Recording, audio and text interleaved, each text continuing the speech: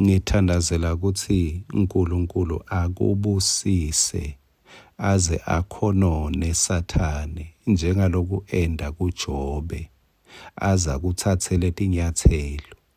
Kube Sathane eyamphathi inhloko, kube Sathane uyenyukelwa nangishukela.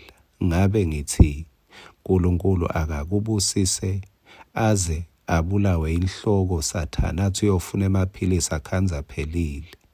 uNkulunkulu akubusise aze nyukelwe ngishukela Sathane.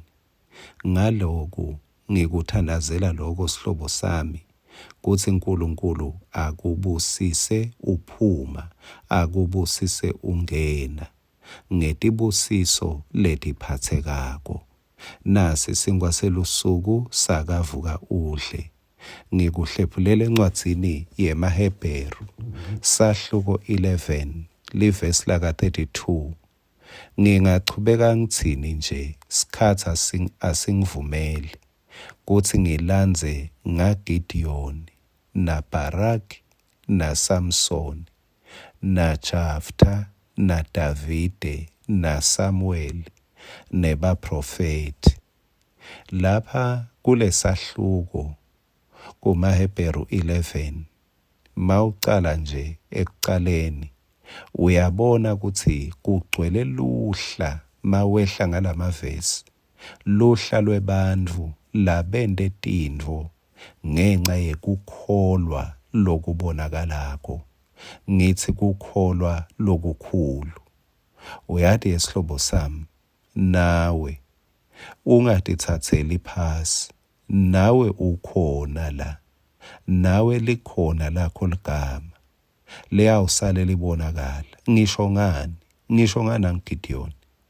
Phela Gidiyoni lo ubalwa nemachawe etenkolo ngihlahle emehlo ngathi hawu, Gidiyoni naye ubalwa njengelichawe. Ake ngikukhumbude ukuthi yini lele ngethusa ngaGidiyoni, yini lele bangela ukuthi nawe ngikucabange. La encwadzini yetikhulu sahluko saka 6 livesi laka 13 uNkulunkulu ukhuluma naGidiyoni la kuvesi 12 uthi, simakathi unawe chawe lelinamandla. Uyesuka Gidiyoni uyaphendula kuvesi 13 uthi, kodwa mnumzane nangabe simakathi anathi konke lokhu kwentekelani kithi. Uyakhumbula kumaHebheru 11 livesi laka 6 lithi lota kuNkulunkulu kumele akholwe ukuthi ukhona. Gidiyoni angimboni mina akholwa la, akabi excited athi vele ngiyabonga simakathe unami. Akakwendi lokho Gidiyoni, uyabuda kuthi hayi phela ngeke sibe kulesimo lesi kani simakathe unathi. Uyachubeka uNkulunkulu ukhuluma naye kuvesi 14 uthi hamba ngalawo mandla lonawo usinzise Israyeli. Awuvele umuntu lewubalwa ukuthi uyakholwa. Kuvesi number 15 Gidiyoni wabuta wathi, kodwa simakathe ngingamsinzisa njani Israyeli? Uyamva lo muntu unembuto, njengaloku nawe kungenteka unembuto kuthi lokhu kungenteka kanjani.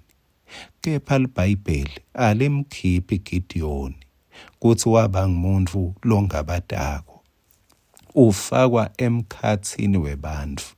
BoDavide lababulala emabhubesi, BoDavide lababulala boGoliyadi, ufakwa emkhathini waboSamuweli labathandaza imithandazo lematima, ufakwa emkhathini webaprofeti, ufakwa njengelichawe lekukholwa. Ngimangaliswa ke bese ngiyayithola futhi nempendulo ukuthi uyamkhumbula Pawula uthi bekahlambalata athuka lo nkulunkulu lo wambita. Sewuthi ke Pawula, uNkulunkulu iNkosi Jesu yafane yambabala ngemusa, yampha umusa wekukholwa nemusa weluthando. Ngiko ke sihlobo sami ngithi uyathi nawe awusibhedi, nawe ubalelwa kulaba ngemachawe ekukholweni.